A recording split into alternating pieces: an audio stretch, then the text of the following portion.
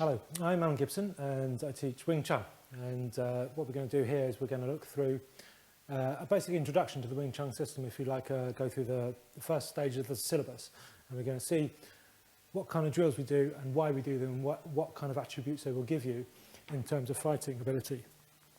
Wing Chun is a very simple and direct system, Chinese Kung Fu, traditional Chinese Kung Fu.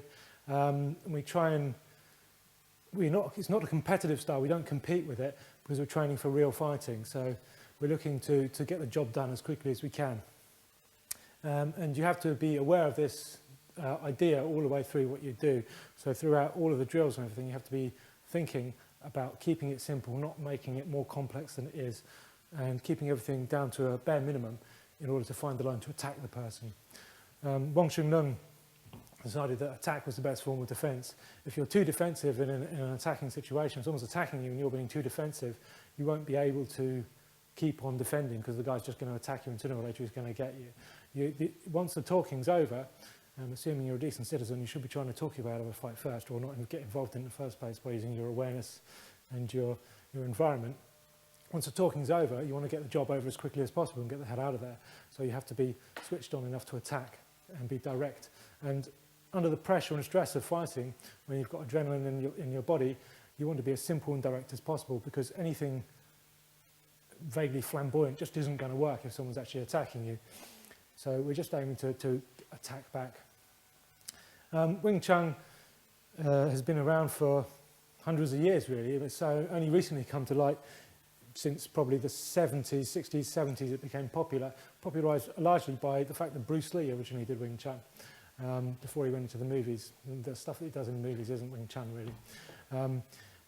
And also Wong Shun Lung in the 60s and 50s was a peerless fighter, did a lot of challenge fights and beat a lot of people, was largely undefeated. And these are the things that have made Wing Chun popular, if you like, popularised it.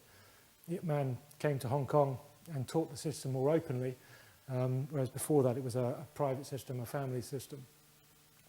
I've been teaching Wing Chun for about 15, 20 years.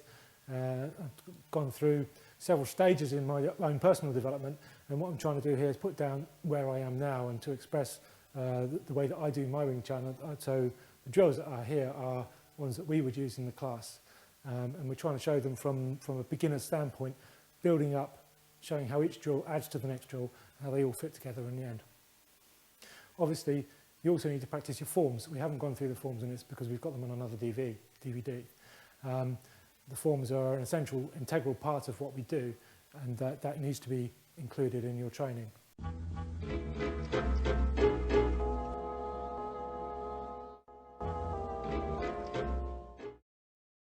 Okay, in the first stages of Wing Chun, you'll be learning your Silim Tao form, and you'll be learning how to stand, your basic stances, basic stepping positions, and basic hitting. So you're learning how to strike, how to hit something with power and being relaxed, and how to stand and move around, really. That's the basic elements. You'd obviously also work out your centre line and start to understand sensitivity.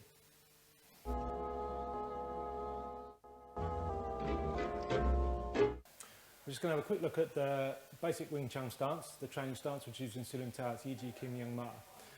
If Mark goes into the stance now. Yi Kim Young Ma incidentally translates as character 2 goat gripping stance. You can see when the stance is correctly formed here, the toes point in to form effectively an equilateral triangle, and the knees aren't pulled in hard, but the whole leg is rotated in. The hips are rotated up and forwards. This creates a line from the shoulder through the hip to the knee. So it's a straight line. If Mark pushes his hips forward too much, the stance bends and he's obviously unstable this way. If he bends too much this way, he's unstable forwards. So if he gets back into his stance there, what this creates is a strong grounding between the legs and the hands. If we now take this hand here, because the elbow points to the floor and is lower than the wrist, if I press in against him here, we can test the stance. I can lean on this quite hard. He can push his elbow forward still. The shoulder's not moving. It's just this part of the arm is moving, where the pivot point is here. And now I can lean on him quite strongly, and the force is going back into the ground via this foot, because this angle matches this angle here. This gives him power without commitment. So if I let go of that, the arm can spring forward and the stance absorbs the power. So he's not out of balance at any point. If he now pivots slowly that direction, you can see this leg is doing the same thing. So while he's in Sin and Tao, he's training both of his rear legs. So when he turns, this leg is here. This leg is now doing the same job, and again, the stance is stable in this direction. You point the hips this way, Mark, and the shoulders. Again, if I can press on this, he's very strong. All that force is going to the rear leg. And what that means is that when he hits, any impact or recoil from the punch goes straight back down the arm and back into the rear leg, into the floor. It's grounded out effectively. This arm will do the same thing. Still strong, back into the ground, and there's no commitment in this stance. Okay, now we're going to learn to step from the basic stance, the Yi Ji Kim Yung Ma, into the Sung Ma, which is a forward step or forward defensive step, because as you step in, the front leg, thigh, knee, comes over to cover the groin and the rear leg to protect you as you come forwards. And you see Mark stepping in now. You can see he's come straight into a line this way. Everything's lined up. His hips are facing this way. His shoulders are facing this way. Everything's 100% facing.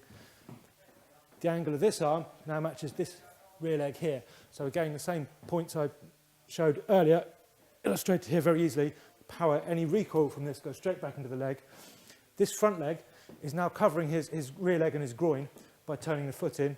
This is also acting as a brake, so that if I pull on this, he can withstand the pull quite easily. If the pull becomes too much, he can just shuffle up to close down the gap. If I push him this way, his rear leg is acting as a brake.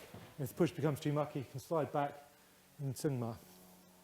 Now we're going to look at Sam Gok Bo, which is stepping forward and using the hands, so stepping and attacking with the hands. So we're going to be striking a focus mitt, which gives a little bit of something to aim at and something to give a little bit of weight and impact to the punch, so you can hit hard if you want to.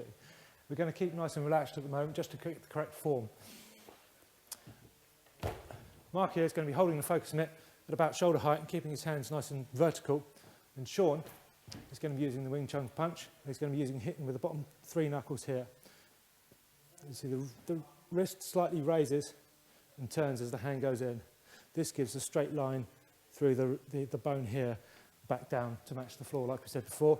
Also, what it prevents, if he locks his fist out, if that pad moves back a bit here and Sean punches, you'll find that at the end of the punch, his elbow pops up and the handle drops slightly. This raising of the knuckles and the bending of the wrist, flexing of the wrist, just enables the knuckles to keep rising. As long as the knuckles are rising all the time, the reaction force will always go back into the ground. Obviously, you shouldn't be hitting at full extension. You should be striking here with the elbow bent. So that means that in reality, when he hits someone, he's got the power to follow through and drive them off their stance. We want to destabilise people when we hit them. Okay, if we go on with Sang Gok Bo now. And Mark will move back.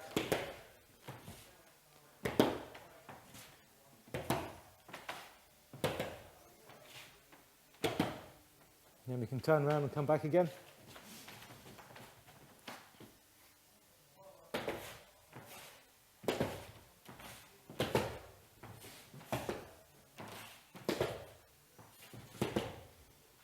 And you'll notice that if we look at Sean stepping, if we can just have Sean here on his own, if he turns around and faces this way, when he moves forward this way, he steps and the rear leg drags up. He's trying to keep the heel in contact with the ground as much as possible, because that is his base for his power.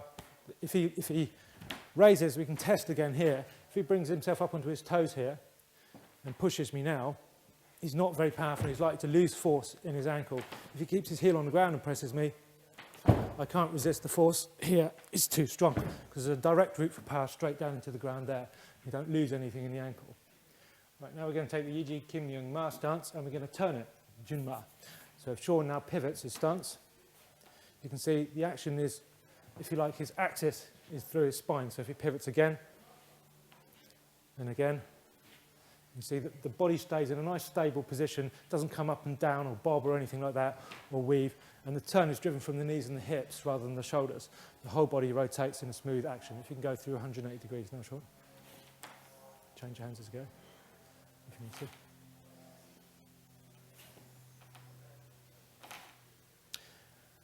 We use pivoting to change angle under pressure. Now, if, for instance, Sean was facing me here, if I press into him here, he can pivot to lose the force, and he can turn himself off and then realign at a new angle here. If I press him here, he can pivot the opposite way here, and you can see he's letting my force go and turning, covering and hitting at the same time. We can also use the turn to generate power for punching. So if we get Mark with his focus mitts in again, we can just do straight turning punches on the focus mitts.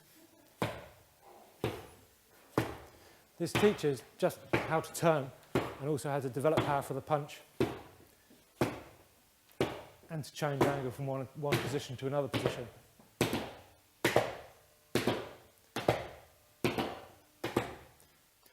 We can then take these ideas and develop them and move forward, so we're learning to step and hit at a moving target and both going forwards and going backwards.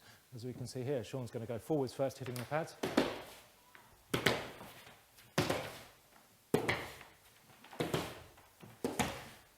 And then he can retreat under pressure.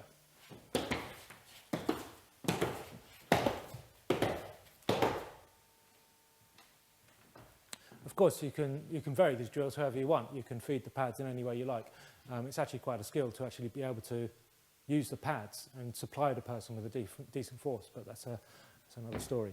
Now we're going to look at the dangurk, which is the ascending heel kick from the basic Samgok Ma stance, the forward stance. With the kick, the heel wants to travel as much as possible in a straight line to the target, because if you pick the foot up and then go forwards, you can get knocked off balance. So when Mark kicks off his lead leg here, the heel goes pretty much as straight as it can, pronouncing the heel into the target. At the same point, this leg is now deriving the power because the heel's coming up this way. The recoil goes back into the stance. If you go back to your starting position, if Mark picks the foot up and stamps it in and Sean steps in, he'll bounce off. Because Sean's also in a Wing Chun stance, which is driving power up from the ground. It's a bit like a snowplow. If Mark kicks upward more when the punch comes in, you can see the recoil goes back into the ground and sends him back. He can now practice the heel kick going forward.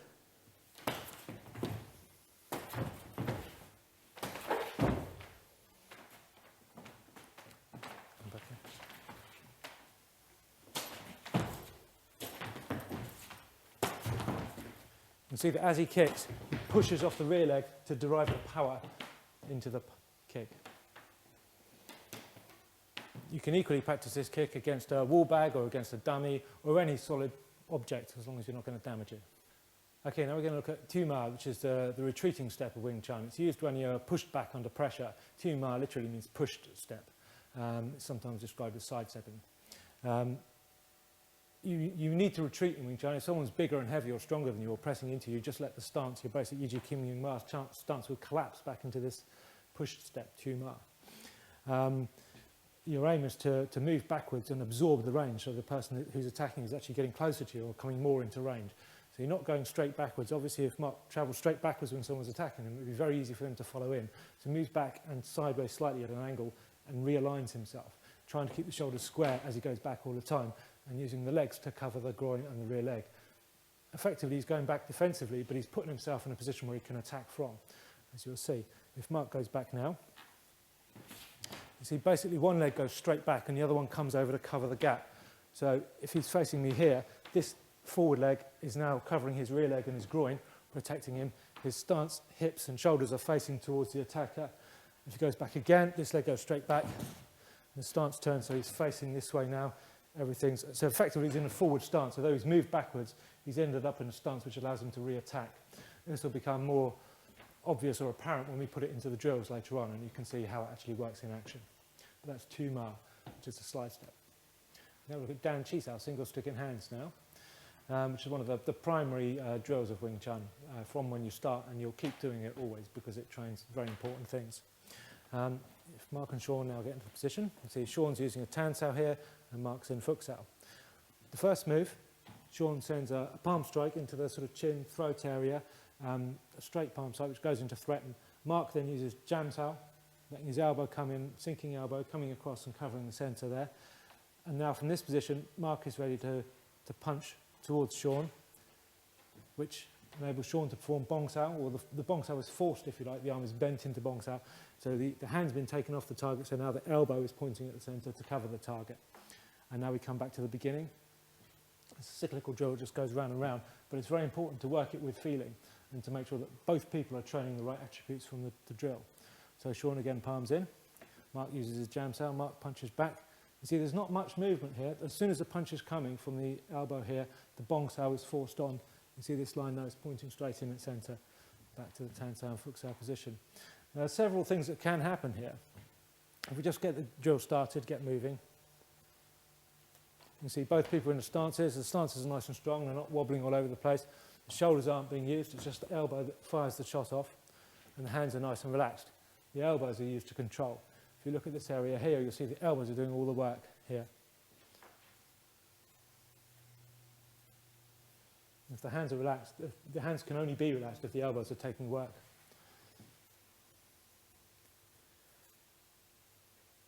Now, several things can go wrong with this drill.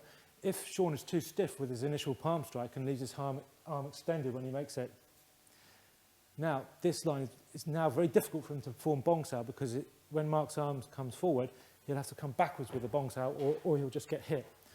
So that's one thing. You've got to be relaxed and let the arm just recoil naturally after the palm. So when the palm is made here, the arm is now relaxed and available. Bong sao is able to happen because the elbow is free.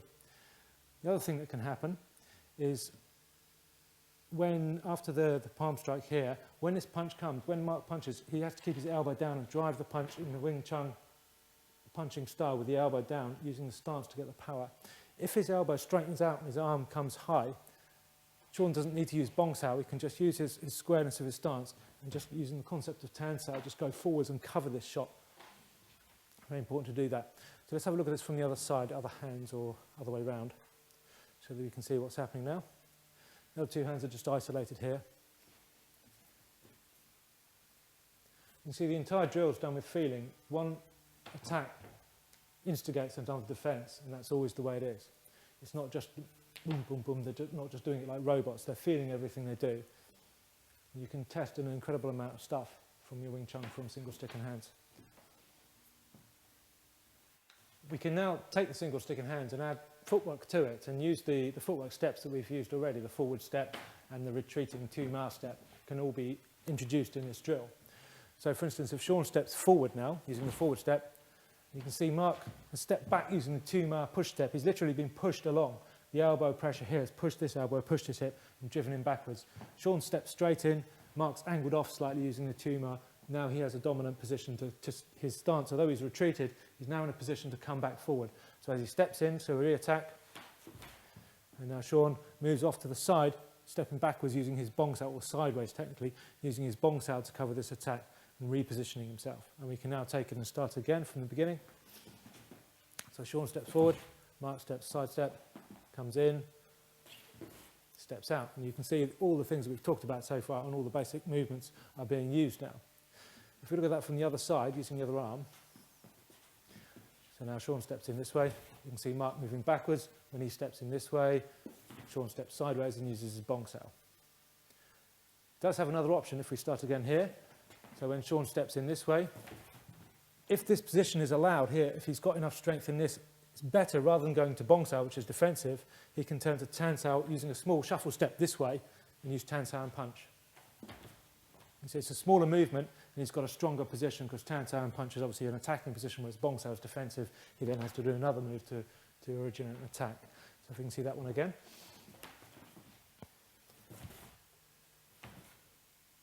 And again, same thing applies. All of this is driven. One person attacks, the other person feels what's happening and responds with an appropriate defence. It's all driven by feeling. If we can do a few more, just to see that in action. You can see using the smallest movement possible to achieve the necessary angle. And then we're going to look at some pak sao drills, just basic drills to understand the concept. One person's punching. In this particular example, Chun will be sending punches out. He's sending full extension punches. And Mark is using his pak sao. The pak sao hand comes to the centre every time, always comes to the centre line here, central axis. So just learning to punch and to deflect. If Chun's punches are too stiff and the pak saos are coming in, he'll get bounced. His body will be turned or his stance will be disrupted because the pak sao is coming up in the same way as a punch would. And the same with Mark. If his pak saos are too stiff and Chun's punches are too strong, his stance will start wobbling around and he'll be disrupted. So you're learning both sides here. One person's learning to punch nicely, full extension, and the other person's learning to use the pak sao to defend. Then we can start introducing a step in with a pak sao to attack, a pak sao and punch to attack. So if we go again here, see that Mark is now stepping in, using the Pak Sao and punching. His step is coming across the stance, dominating this corner here and attacking through this angle. We do that again. If we see that from the other side entry. So you're moving in, controlling the elbow, trapping down, turning the body a bit and coming in and punching. Okay, we're now going to look at some variations on the basic Pak Sao idea. Here again, Sean's going to be punching. That's it. If we slow that right down, Sean punches here. Every now and then the Pak Sao will slide across the arm here. And now when the next punch comes, the next line is fed, this hand is coming through to the shoulder and allowing Mark to enter and coming in and attack with this hand here. So in other words, when the hand crosses the centre line here, the next hand comes in as predictable. And if another punch comes through here, that's easily covered. He's already in position to cover the next line.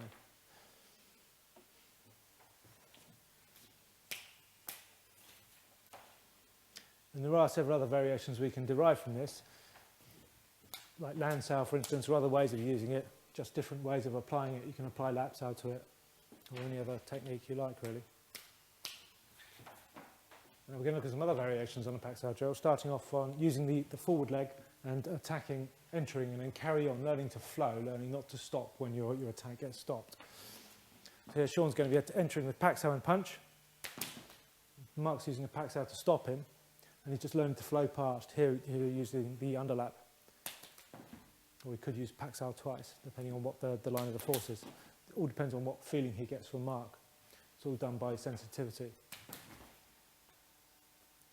See, he's trying to stay square on, he's shuffling forward in his forward stance, moving things out of the way. As things get in the way, he removes them or flows past them. Ultimately, just looking forward to getting in and hitting.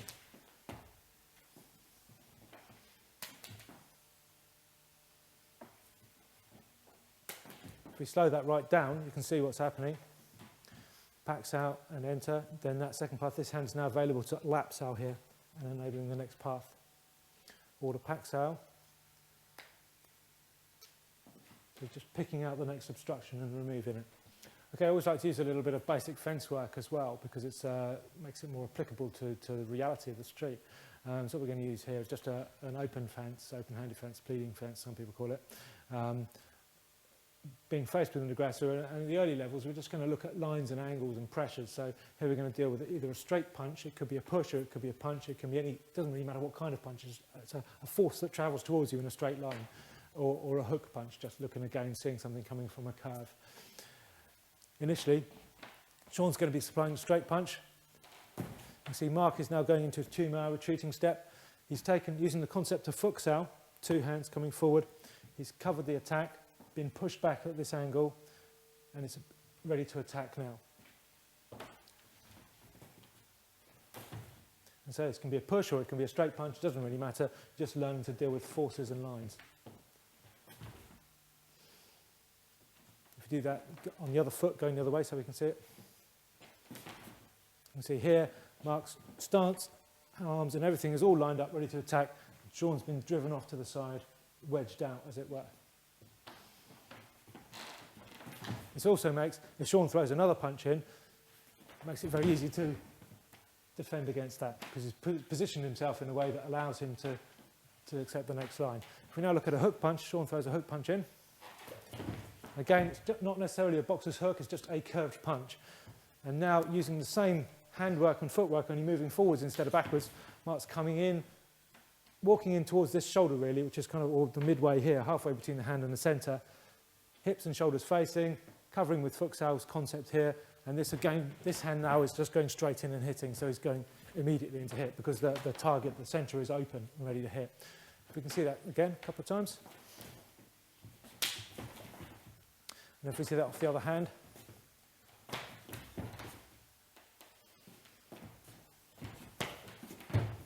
And now if Mark supplies some straight punches for Sean, so you can see some different variations. So he's been driven back into his retreating step. He's putting his hands in a position where he's ready to go. So if Mark now throws a second punch after the straight punch, he's able to just go straight in and attack. If we go the other hand, straight hand,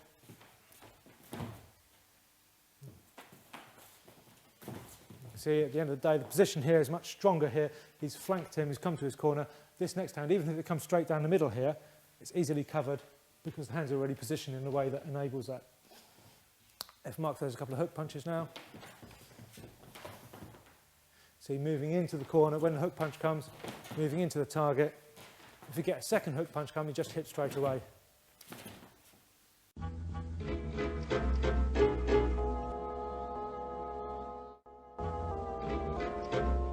Now we're going to move on to taking those basic stances and steps and starting to move them together, starting to see how footwork relates to handwork, starting to understand a bit more about sensitivity. By this stage you should be able to perform your Swim Tao form completely and integrate the various drills and things from that so you know where they're coming from in the form.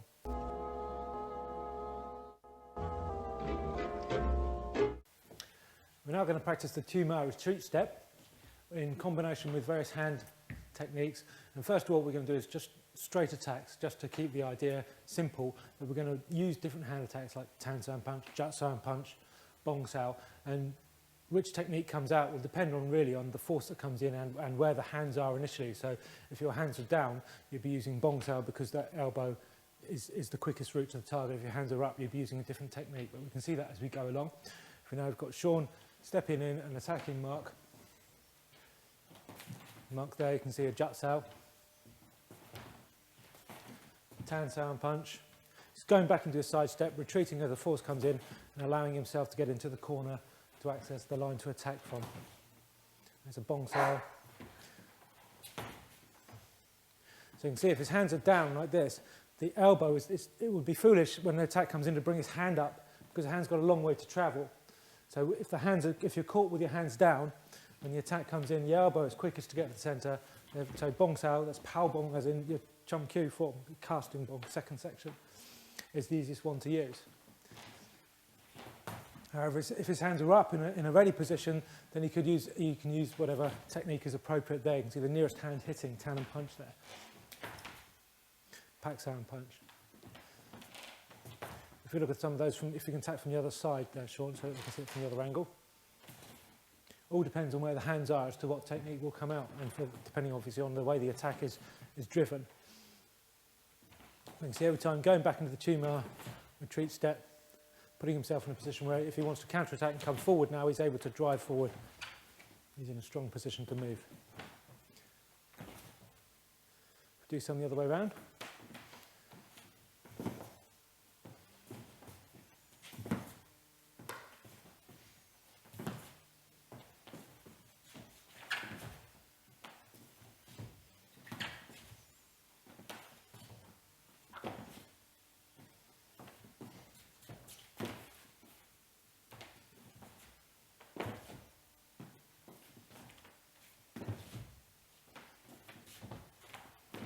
Excellent. We can now lead on to the corner drills, where we have a point of contact, just a man sao or something like that, just to feed learning contact reflexes and feeling in the direction of forces. Then we can look at various different attacks and how to defend them. These are just examples we can use. You could defend any way you like. Obviously, it depends on the feeling. But ultimately, we're arranging these so that you can see specific drills here. So if we get a hook punch come in, hooks out and a palm straight into the gap like we've done before out of contact by using the contact. If the punch comes a little bit closer in maybe, Tan Sao being used here and a punch. So he's using controlling the centre line. If the punch comes the other side there, Jut Sao and hit. Or you might get an uppercut. Again, Gan Sao there and coming in and hit. So just using the control of the centre line and feeling the direction of the forces and moving off according to the direction it comes in. If we can carry on doing some more of those, on the other hand maybe.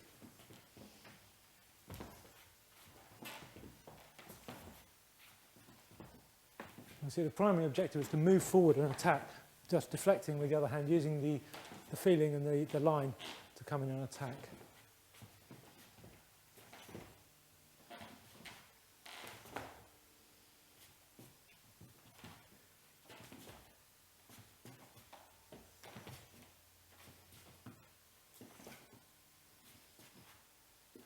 doing these drills will train you to feel what's happening and to move the minimum amount necessary in order to open up the line and to access the attack.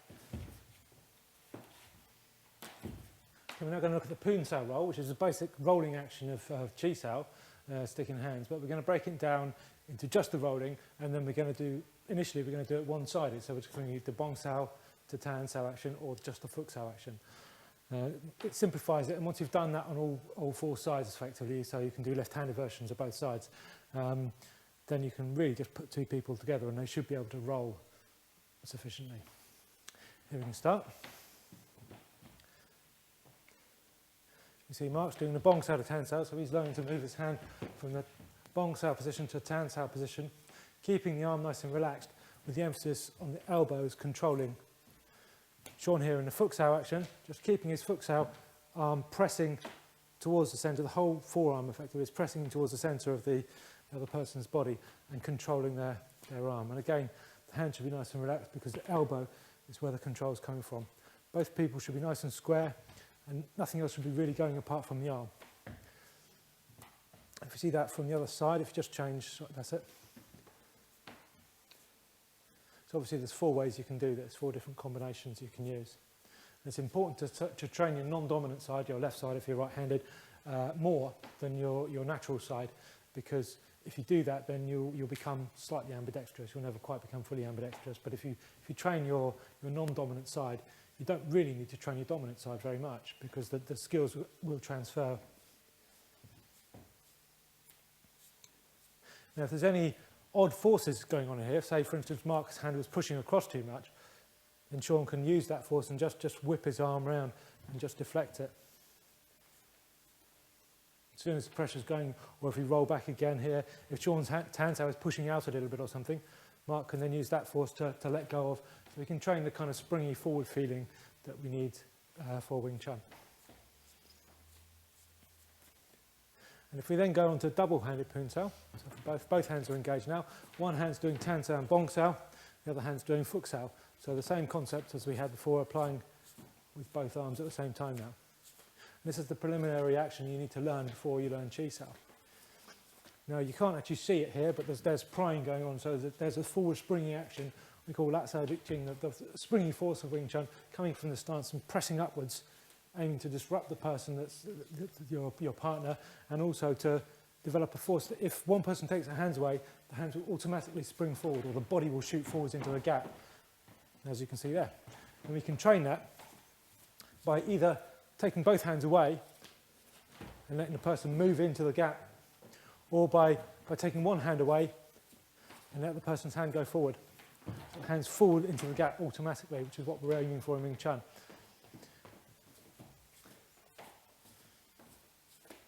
We can then start to, if say for instance Chun pushes Mark's hands violently away, hands will spring straight back, or he might just push any individual hand out, or down or across or anything, and the hand should just spring back into the centre without any thought.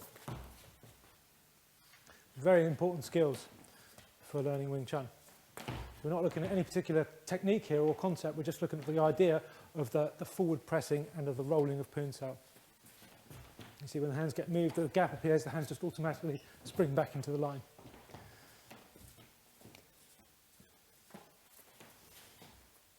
And we're now going to take some of those scenarios you've seen before, but we're going to randomise what happens. So rather than having a set straight punch or a curved punch, we're going to get a bit of contact on the Man Sao Mu Sao fence and just make the punches random. So the attacker is going to give a little more aggression and a little bit more movement and a bit more random in what they do, just to start to learn to feel things rather than knowing what's going to happen. You can see here, Chun's getting a bit of contact here. The contact will help him tremendously as far as interpreting what's going to happen. And then Mark's going to throw random attacks in. And he's going to have to feel them, interpret where he's going, and defend himself. You see, once he's broken the posture of the attacker, once his head's gone back or his posture's broken, it's very difficult for him to throw any further attacks. This is why it's very important to try and get the stance right and dig in and push upwards with every strike you do, which makes it much more difficult for the attacker to fight back. You see, just following and tracking wherever the person moves, just going straight in, staying square on and attacking with both hands. Excellent.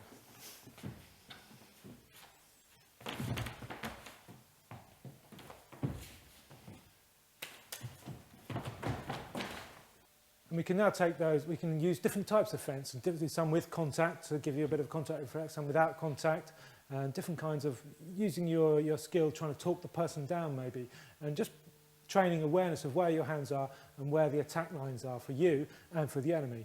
So you can start working different things. And now Sean can attack in very random, very varied ways. He can maybe try and grab, maybe try and punch, and Mark has to react to that according to the circumstance.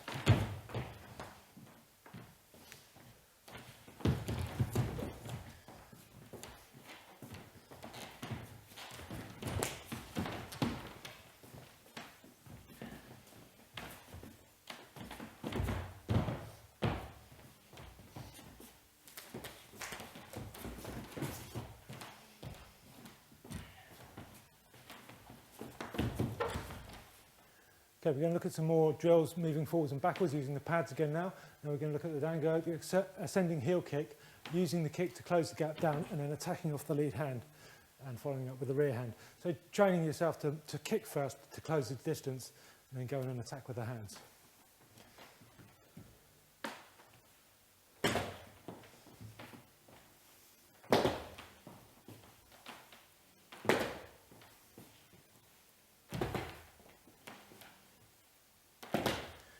Again, same thing.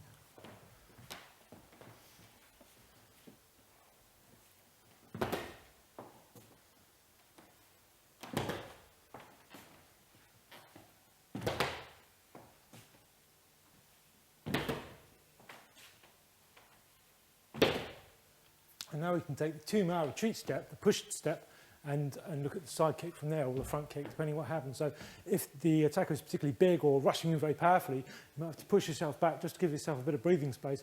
If a gap opens up, or if they end up being deflected to the side, then you can use the side kick, or if the gap opens up, you can use the front kick to close the gap down. Of course, if the gap hasn't opened up very much, if they're close enough to you to attack, then you should just attack. There's no point in moving out in order to kick.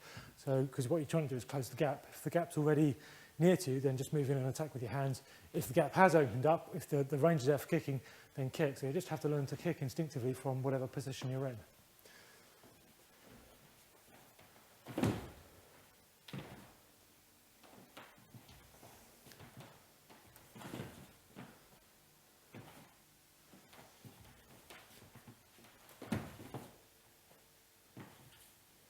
Obviously with a kick, you're trying to cause pain, instability and damage. And sometimes it will act just as a distraction.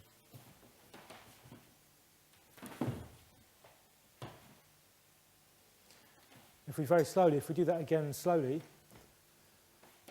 see Sean's moving back. If he kicks the knee now, if he pushes it gently, you'll see what happens to the knee here. The whole structure of the leg gets bent over and the person's off balance. And obviously if you kick it hard enough, it'll damage it. We can now take the 2-mile push step, the retreat step, and we can add into it the shuffle step or the long step, rather like we did in single stick and hands with the step. So we're just taking the same concept. We're moving back initially, and then we're either moving across with a long step, or we're moving back initially, and then we're just turning around and doing a small shuffle step on the second attack. So you're learning to deal with one movement and then another movement in a random direction.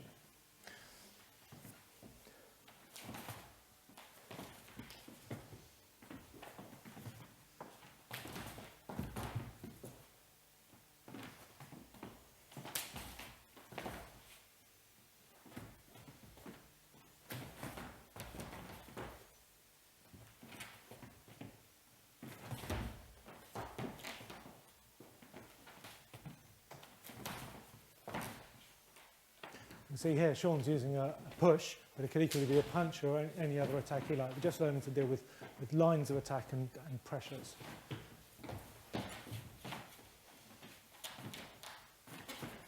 You can see we're starting to build in, starting to take the individual drills that we did before and liven them up and put them into action, make them more realistic. Obviously later on we can then put them under pressure and test them with a bit more extreme pressure. But for the moment we're still working on the technical aspect. We're taking it out of the technical line and putting it into a more free-flowing random element. Another drill I often like to use is Wu Sao with a turning punch. So we're using Wu Sao and a punch to defend against an incoming punch. So one partner is just using full extension punches, driving down the centre, attacking, and the other person is using a Wu Sao to deflect and a punch to attack. when I'm deflected off with the Wu Sao is in the same position as it would be when I'm doing my Silum Tao, but the feeling of Wu Sao is going forward. So when I'm punching here, this Wu Sao, the blade of the hand is facing this way, but the arm here is lined up to re-attack here. So that if another punch comes from the opposite corner, I can always use my rear hand to attack with. It's more easy to see when we look at Mark and Sean. If Mark punches here, if we freeze that position there, just do one more punch there, one more punch. This position here, the line of this arm here is actually facing Mark. So an alternative would be if Mark punches through there, Sean can use this hand to strike with, keeping the elbow down to hit. If we go back to the drill now, if we slow it down and see what's happening, this punch is coming in. As the punch forces up behind the punch here, it turns Sean, causing his Wu Sao to press forward, and this one's come in here.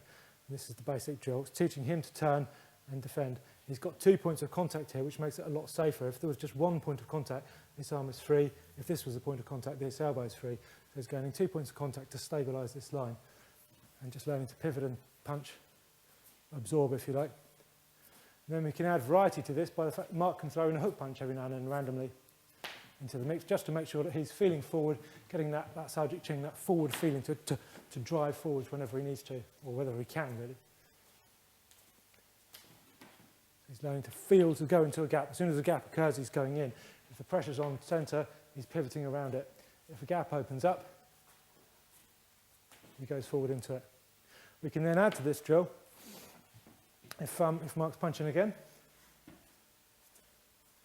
from this position here, he can now use this arm to barge into Sean and try and drive him back. You can see Sean just drops back into his 2-mile retreat step, uses Jut Sao and hit. So we can just add that into the mix.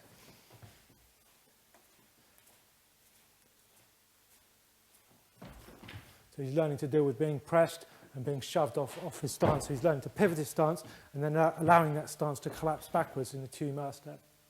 So he could collapse this way or he could collapse that way, depending on how the force is.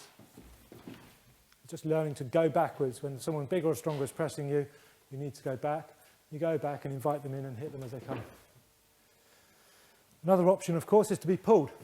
So we could take the same drill, and this drill could be Tan San punch, could be Fuk San punch, could be anything you want to, but just using Wu Sao here. If he gets pulled, he goes in using a Lan Sao out of Chun Q, pretty much straight out of the form. Uses the Lan Sao to form a barrier and barge into Mark and attack him with his punch.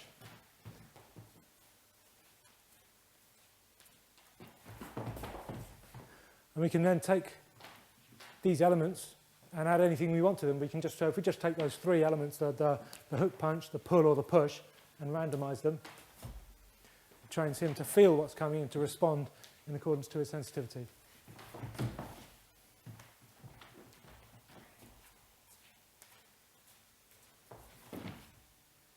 Okay, we're now going to look at some of the basic Chi Sao roll techniques and training the specific actions of, say, Bong Sao, Tan Sao, Jam Sao, various ones like that.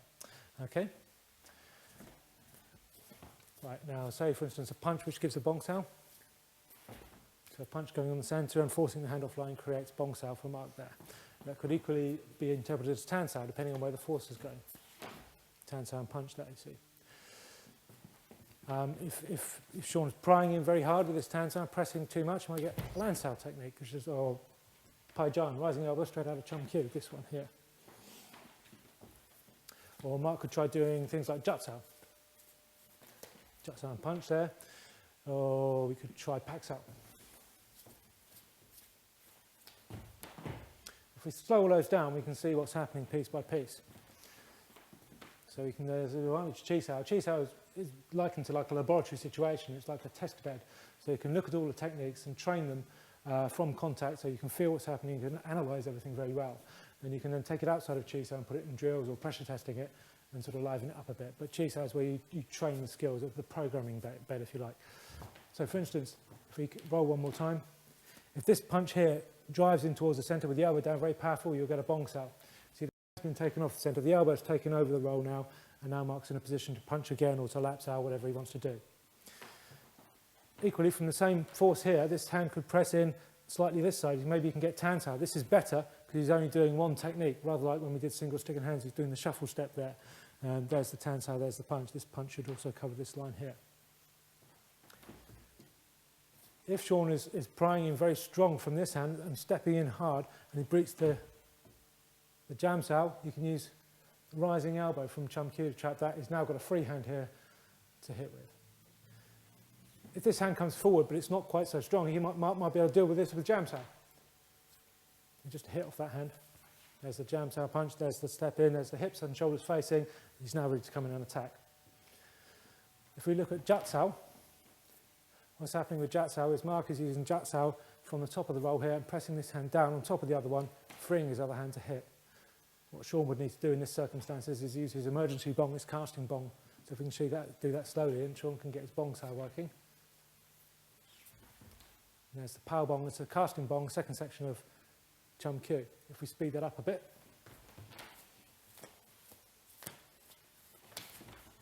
you see everything starting to happen in action. If we look at the pak sao now slowly, you see in this hit the hand is now primed and positioned, the arm is now lining up ready to go. This hand now will come across and form the pak sao here. At the same time this elbow will control this elbow so that Chun is completely controlled when he moves into attack. To defend against this one, Chun will either need to do bong sao with this hand, so that when Mark gets ready to do the pak sao, this hand is drawn across and it creates bong sao and takes him offline. Or alternatively, if we go back to the beginning of the position again, from here, when this punch comes in, you can do jat sao and move back this way. So there's a 2-ma retreat step again. You can see now there's that same position, shoulders and hips facing, jat sao, palm, or punch. So just taking that and moving back off the line. So it's moving out of the line of the punch and dropping back and doing jat sao.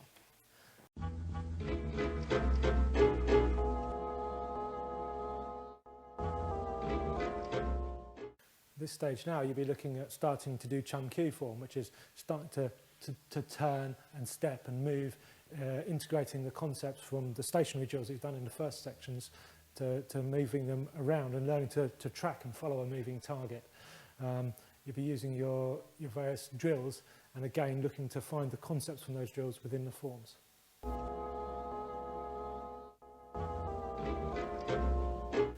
Lap sao is another cyclical drill that we use in Wing Chun, and you're training to do bong sao and lap sao and punch, bong sao and lap sao and punch. Basically again it's a sensitivity drill and you're learning to feel what's happening and to respond in accordance with pressures and forces.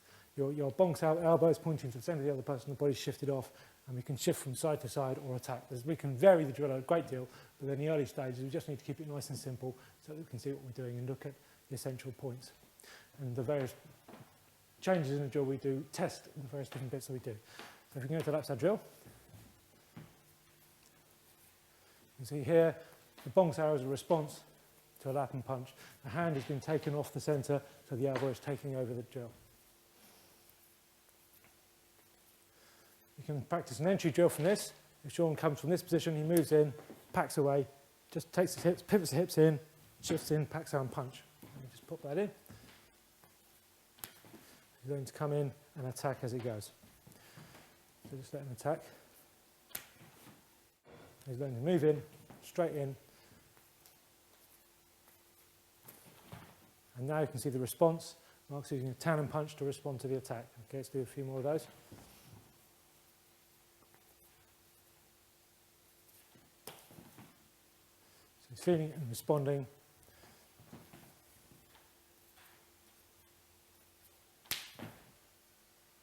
Okay. A couple of other points about lap sao drill. If we're in the roll here, if we can slow this right down. If we just, one more roll here. From this position here, for instance, the Wu sao must be tucked back near the shoulder in the Wong Chun system. If the hand is too far forward here, this hand can lap both arms down straight away.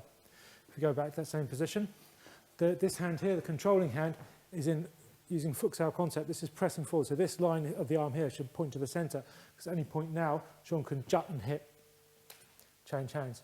If the Wu sao is badly positioned, if Mark's Wu sao is out of position here, that hit might catch his Wu sao. And again, you can test the Wu sao. If the Wu sao is correctly positioned here, and the Wu sao should be aiming to come forward, and this part of the arm should be aiming to spring out, as soon as that change happens, the hand can come forward and take over an attack. Other little bits we can test for. If this hand isn't controlling at all, then we don't have 2 points of contact. Now Mark can use pak sao and fak sao to attack. He's got another option to come in. So if we go into the roll now, and just go round. And any now and then, Mark will take his hand off, the supporting hand, just to test that Sean's got that springy feeling, that ability to go in when he feels a gap to enter.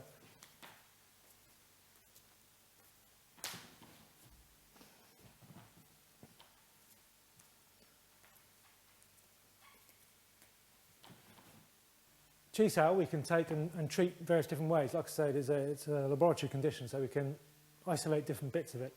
We can do, for instance, chi sao without any stepping, no footwork at all. We can just stationary, roll and attack, just like a game really. So here we go. Either person can attack and respond. You can see this also tests the stances, because if anybody's leaning in, they'll be pulled out of their stance. You either freestyle it, or we could say, for instance, Sean has got to make an attack. And Mark has to respond.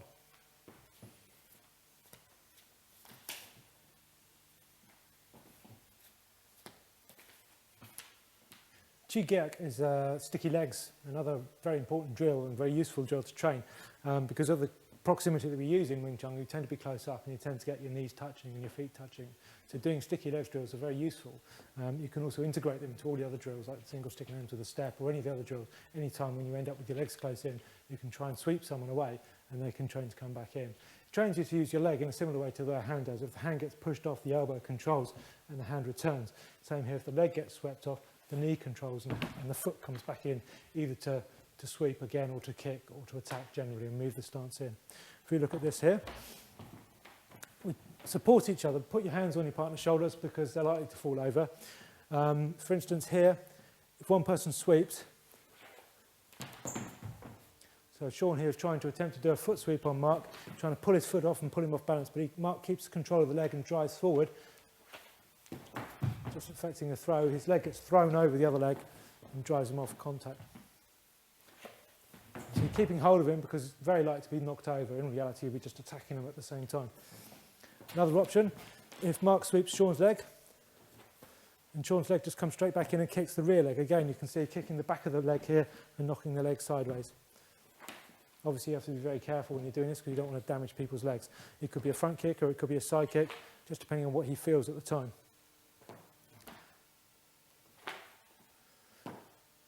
Now, following that same kick, Mark can then recover from that and turn his hips back in square and attack back. So he sweeps.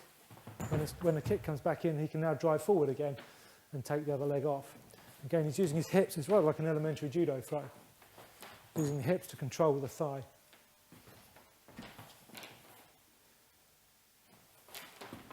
You can see now why they're holding on to each other, because if they weren't, they'll be straight on their backs. And this suits ideally the proximity that we fight in Wing Chun, because you're close in, you're going to find these things all the time in fighting. So it's very useful to practice them with the legs, get to use the legs as much as the hands. And now Chi sao we can take it on a step further, and we can randomise it, make it not working on particular things. We can just play, the two guys can do Chi sao together, and we can look at it and check out what's happening.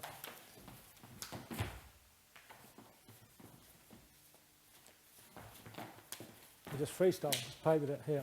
And we can look at things, check whether the stances are correct, whether the arms are relaxed.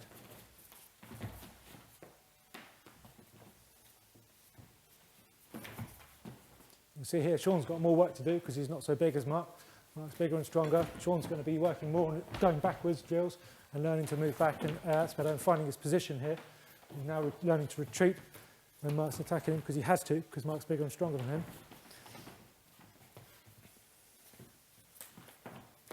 And also range-wise, Mark's fighting on a slightly longer range. His ideal range is a little bit further out. So Sean needs to get past Mark's fighting range in order to fight him.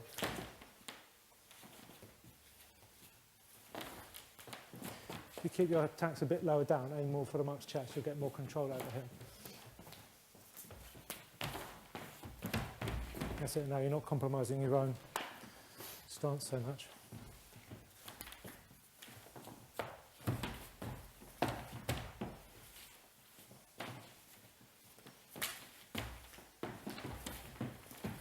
And you can see during this practice, there's elements of all the various drills that we've done before, the footwork, the lap sao, the pak saos and things like that. We can look at all this, we can put all these bits together.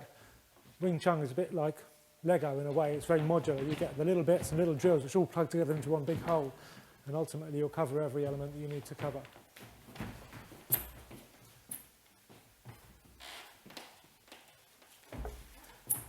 In freestyle Chi Sao, if you think of Wing Chun as kind of, if you think of the drills and the individual techniques and concepts of Wing Chun as like the bricks. If you think of freestyle Chi Sao or fighting practice, it's like the mortar that holds it all together. It fills up the gaps and makes it a whole. Chi Sao, it's a bit like fighting practice, but it's a safe environment. It's a laboratory condition. We're not having to put pads and gloves and head guards on, which is a good part of Wing Chun. You have to do that. You have to train it under pressure. We'll do that later in the syllabus. But initially, you don't need to do that. You need to just practice your skill. And here you're learning skill under a certain amount of pressure of range and threat, but without the worry of losing too many teeth.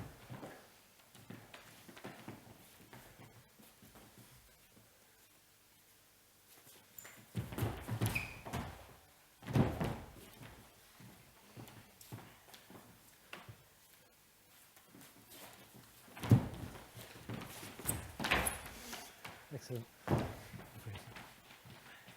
Okay, well hopefully you can see from those various drills and the training methods that we've used there that Wing Chun fits together bit by bit, and you learn different drills to train different attributes, and then you fit them all together. And obviously you need to integrate your forms into that practice and understand where the concepts and ideas come from in the forms, and integrate that into your Chi Sao and drill practice. But hopefully that's giving you an insight into what we do and why we do it, and how all the various little odd quirky drills fit together and make use in the end result of Wing Chun.